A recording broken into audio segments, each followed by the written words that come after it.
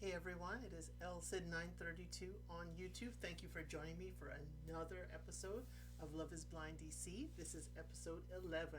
We're getting closer and closer to these weddings. I just cannot wait. So the couples go home after the night out, and we start off with Hannah and Nick. Remember, Hannah did not like the fact that the young lady liked Nick. Hannah did not like that Katie thought Nick was cute. She thought he was all that. And Katie kept saying it most of the night. So, Hannah says, what was the conversation you had with Katie? He's like, hey, we talked about the stuff that happened. And Hannah keeps pushing for him to explain. And he's like, why is this bothering you? She's like, her best friend and her man are chitty chatting and talking it up. Nick is like, they talked. He got it. He's a man. He's okay. And he stated, why they ended things because Katie dumped him in the pods. And he said he's good with it. He's good where he is. So Hannah says, that sounds like a 3-minute conversation like now. But y'all were talking for 40 minutes. Hannah, come on now. That's your best friend and your dude. Then Nick gets upset and says, go ask your best friend if you're so concerned. And Hannah said, did y'all talk about how great I am?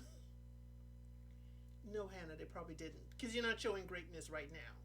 So he's like, can we have a mature conversation?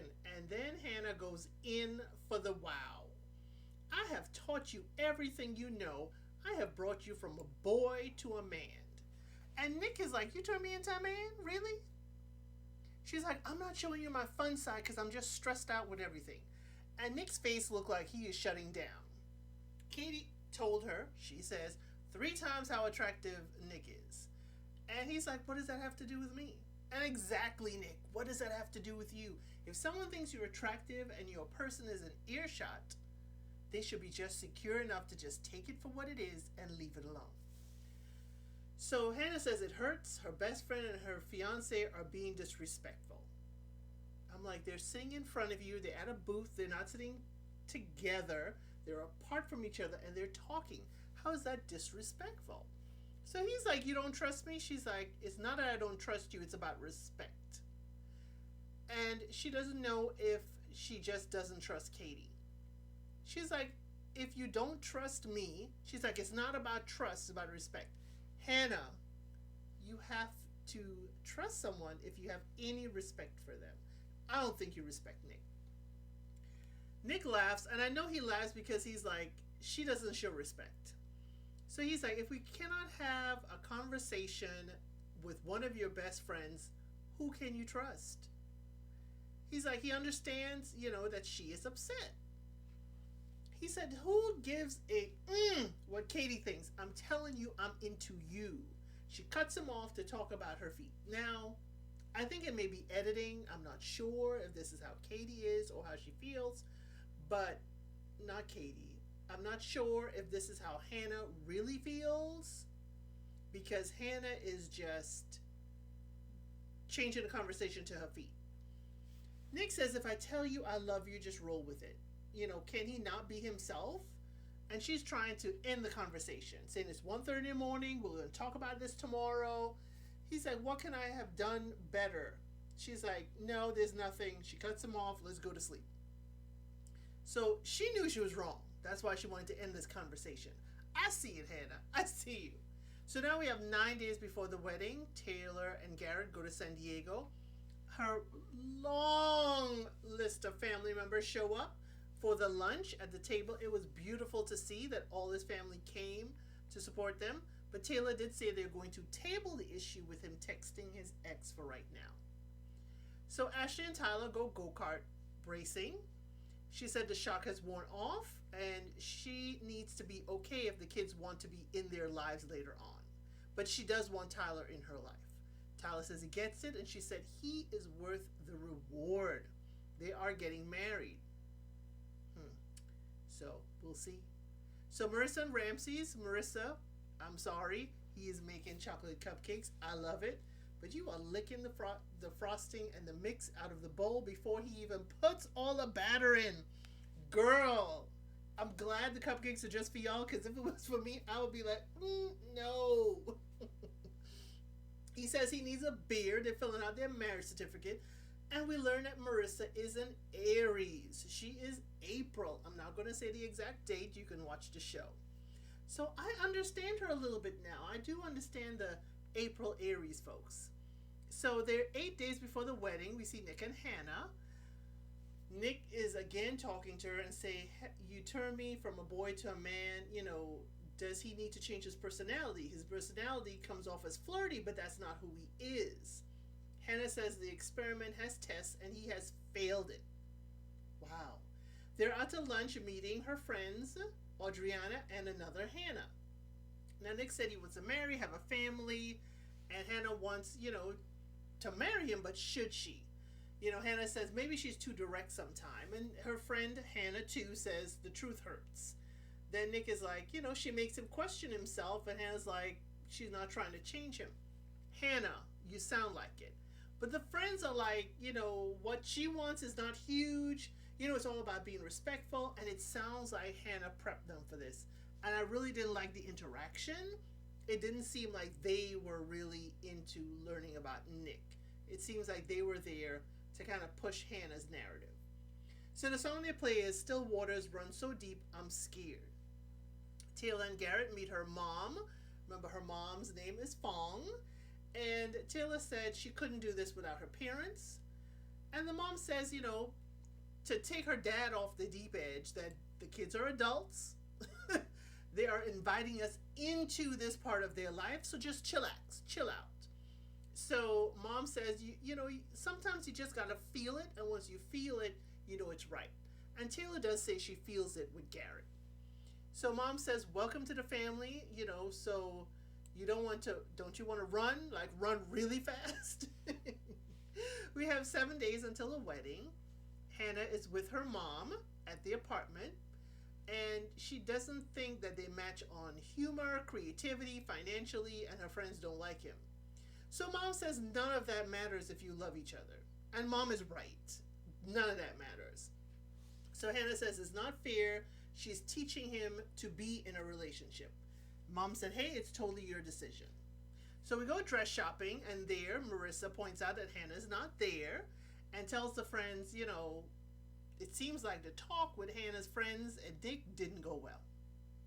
So we find out who everybody brought. Taylor brought her mom and her cousin. Marissa brought her mom and best friend. And mom said that Ramsey's a little more hippie. But she already made her threats to him. And she says it, and I'm like, Mom, you're embarrassing Marissa in front of the whole group. Ashley brought her mom and her god sister. And the mom says she feels like she's known Tyler a long time. Mom, would you like to change that response now that you know a little more about Tyler? And I'm hoping that you knew this before the wedding. Ashley tries on a lovely off-the-shoulder with lace cutouts at the hips. It is absolutely gorgeous on her. I mean, I'm sorry, all the women pick gorgeous dresses, but this one was particularly beautiful. But she does try on another dress, which is the top half is lace, and she prefers that one much better. So Marissa said she doesn't like the princess dress. It's too girly. And mom says this is how she sees her, as the girly girl, little girl who wore her tutu and shoes and dancing around. But mom did admit that she likes Ramses. And that Ramses drops things to do what Marissa needs him to do.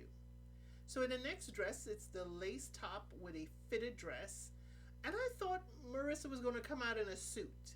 Because she said it was too girly and dressy, I was like, ooh, since Marissa wants to turn things and be a little more gender neutral, I was like, maybe we're going to get a suit. But it was a dress. Marissa says she feels like an adult in this dress. She is usually so bubbly and forgets her age. She said she always wanted to be a wife growing up, but her mom said no. Mom said it's not about no, I want you to have your own. And mom does think that Ramses is her match. Taylor comes out next in her dress. It's a corset dress with lace and it has pockets. Mom says it's a beautiful dress, but she's not 100% sold. The next dress is a silk off the shoulder. The train comes out from her hip, and Taylor said this is 100%. Mom tears up, and Taylor says she's never done anything the way they thought she would do it. She's just happy that her mom is there to share the experience. It's a beautiful moment. So now we go suit shopping with the guys. Tyler brought his friend Jake and Tivon. Tivon said he had doubts, but he believes Tyler made his decision and he's going to support him. Garrett came with Trevor and Brandon. They trust Garrett's instincts. Ramses brought his friend David. Tyler cried with his friends about it. They are not used to seeing him this way. Ramses, the tailor measures him for the length of his pants, and he wanted his pants to show a little bit of his socks, he said. And the tailor tells us that is called ankle cleavage. So I have learned something with this DC suit shopping. Ramses wants what is called ankle cleavage by the tailor. But Ramses said that he has learned a lot from his first marriage and he's not going to make those mistakes. Garrett says they have conversations every day, and this is his person every day. His parents are upset, but they will be supportive, and they're more upset about his thoughts about moving to San Diego. So I did that so you can see what happened at the dress shop and what happened at the tailor's, but we don't see the suits the men pick, which I found was very interesting. We saw more of the interaction and the talks that they had with each other. Next we have Hannah and Nick. So neither one of them went. She didn't go dress shopping. I guess she told Nick, come home. Come back to the apartment, let's talk. Hannah says in the pod you wanted someone who can push you, help you grow. And have I not done that?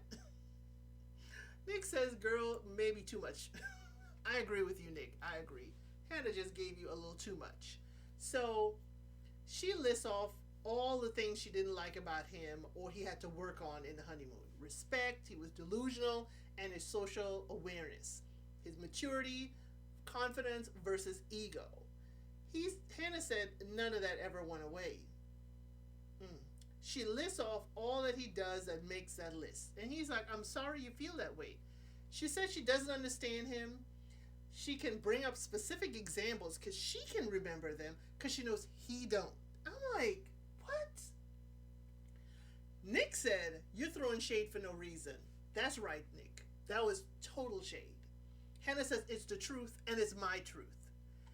And Hannah, yes, it's the truth. It is your truth, but you should say your truth with some love, with some respect. Even if you're breaking up with him, it should be very, very nice, understanding, not nitpicking like you're nitpicking this whole time. Nick says, you're always talking down to me. I don't care, about myself. I don't care about life. Hannah's like, what are your payments? What are you paying for in life? And he's like, we've talked about it. And she's like, what are they? And he lists off his car payment, gas, insurance. And Hannah, it seems like you were trying to embarrass him again. He said, we talked about it. And you're like, what are they? I need you to say it out loud. Come on. It's unnecessary. Nick goes on to say he's a simple man. And Hannah says, yeah, a simple man doesn't need a whole lot of responsibilities. He says, my responsibility, is to be the best son, friend, and he's doing very successful in his real estate. Hannah says, when do you make the initiative? He's like, he's never seen her like this, bashing him. He's not the type of man to bring out a notebook and bash her or anyone. She's like, oh, you think I'm bashing you? Yes, you are, Hannah. Don't be disingenuous. Now we're adding to the list for you. You are bashing him. You may see it as, oh, I'm trying to teach him, but it sounds bashing. He says, yes, it's a little too much. She's like, you know why I do this, why I make my list. He's like, yes, to get your thoughts together. She's like, she's getting all her feelings out. If this is the last conversation they have, she's trying, and she keeps on saying she's trying because she loves him. She wants this so bad. And when does she take off the rose-colored glasses? Hannah, when did you wear the rose-colored glasses? We saw very little of that. I'm sure you're not bashing him all the time because Nick loves some things about you, but we haven't seen much of the rose-colored glasses, Hannah. Hannah says today is a dress shopping and she just couldn't do it, and it wouldn't be fair to her or him. And so she called him and told him. She never wanted him to be blindsided. She said, you want to have a talk, but not look bad. You wanted to talk, Hannah said, and you didn't want to look bad. Hannah, you've been making him look bad. And while you're thinking you're making him look bad, you're making yourself look bad. Nick said, I knew this was going to be a grilling session. So of course I didn't want to look bad. And I understand Nick. Because in everything, while she's trying to make him look bad, again, she's looking bad. Hannah's like, I don't know who the you are. Then Hannah in her confessional says she feels manipulated, she feels weak because he was worried about how he looked. Hannah, I don't believe you felt weak. Maybe you felt a little manipulated, maybe you didn't believe his feelings for you, but I don't believe you felt weak because you were acting real strong every time we saw with you. You were truly bashing him. So she goes on to tell him sometimes you have to be real and honest. You're assuming he wasn't Hannah. You're making all these assumptions. Hannah says she is so real and honest, and right now he knows it's not going to work, and we're not going to get married. Okay. But you're assuming he's not real and honest. He feels like he's, this is one of the worst feelings in his life. Maybe he could have done a better job. And Hannah's like, did he love me? I don't know. Nick said, I thought it was good enough for you. I was wrong the whole time. I thought you understood me. I thought you were ready to get married. And she was like, hold up. You thought I'm not ready to get married? Hannah, no, you're not ready to get married. Not if you're going to talk to your person in this way, without some kind of kindness and understanding. Nick was very polite. He's like, no, you're not ready to get married to me. This is going to be one of the hardest times of his life. And then I was wondering, Nick, is this really how you feel, or are you acting? Because I did see some emotion, but I don't know. I don't know, Nick. For someone who's bashing you constantly, for you to continue to feel the love, I'm not understanding. Nick said, you will always be in my heart. Nick said he's willing to give this his all until the last second. He never would have said no at the altar. He would never have embarrassed her like this. He said he didn't need to come this far just to come this far. He quoted lyrics. So Hannah says she's done trying. She does love him, and he loves her. But I'm like, are you trying? Really? Were you trying? And Nick, I don't know what it says. If you were going to say yes at the altar, you weren't going to embarrass her. But that would have embarrassed her because you would have said yes, and then she would have said no. So I think we need to reanalyze that, how I'm not going to embarrass her. So then we see it's 4 days until the wedding. Marissa and Ramses have a date. It is actually a hot tub date. There's actually a hot tub boat, yacht, whatever you want to call it, that goes through the waterways of DC, and you can enjoy it. And if you check out their website, you could have up to 20 friends on this hot tub boat. So he does admit that he has not kept up with his Guyanese family. He has not invited them. They are still close to his ex on Facebook, and he's trying to start fresh. This is definitely going to be his last wedding. She's not planning on divorcing like her family members, so it will be her first and last. Marissa said she is willing to be unhappy for 5 to 7 years before considering divorce. And like Ramses, I said, that's a long time, Marissa. 5 to 7 years? Oh my gosh. Marissa says, in her daily life, none of the dads in her family, none of the dads have stuck around.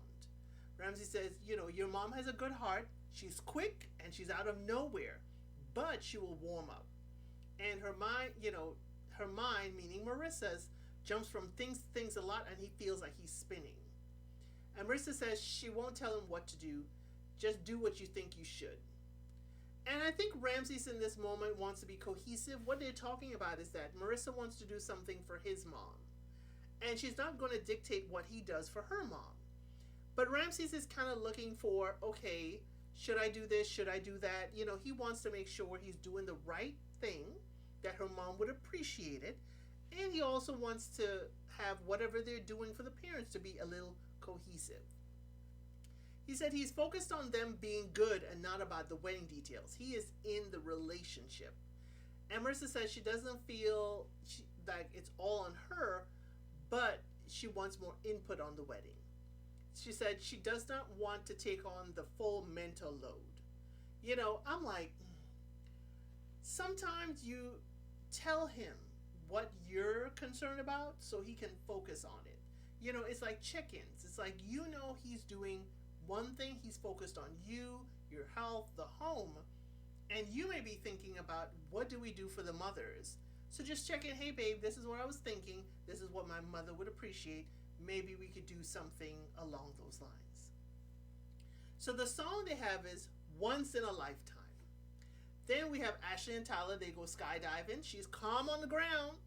She said, but in the air, he gonna have to take me once that door opens. So they have a picnic by the plane. She affirms she's proud of him. Tyler said he wasn't lying in the pod and he would do what he said. I'm like, yeah, but you lying about other stuff, Tyler. Ashley said giving birth is going to be scary and she is going to be with him. So having him by her side makes it a little bit easier to think about. So the song they have is Let's Fall Together. That was apropos since they were just skydiving. Then we have Taylor and Garrett. They go out for dinner. And it's like a 3D galaxy, science and art. They're sitting in there and the ceiling, the floors, everywhere is like they're going through space. Perfect for them. Science and art together. Just like Garrett said. He said he may cry seeing her come down the aisle, but maybe not. And he's not more stressful than he's happy. He feels he's found his person. And she says she's not stressed. But they do talk about the mustard. She says, the mustard should stay in the cupboard. And he's like, no, the mustard's to be in the fridge. So that's my question to you. Please leave in a comment below. Where does your mustard reside? I put it in the fridge. Once it's open, it's in the fridge. But it can be kept in the pantry. So Taylor says, separate bathrooms, separate mustards.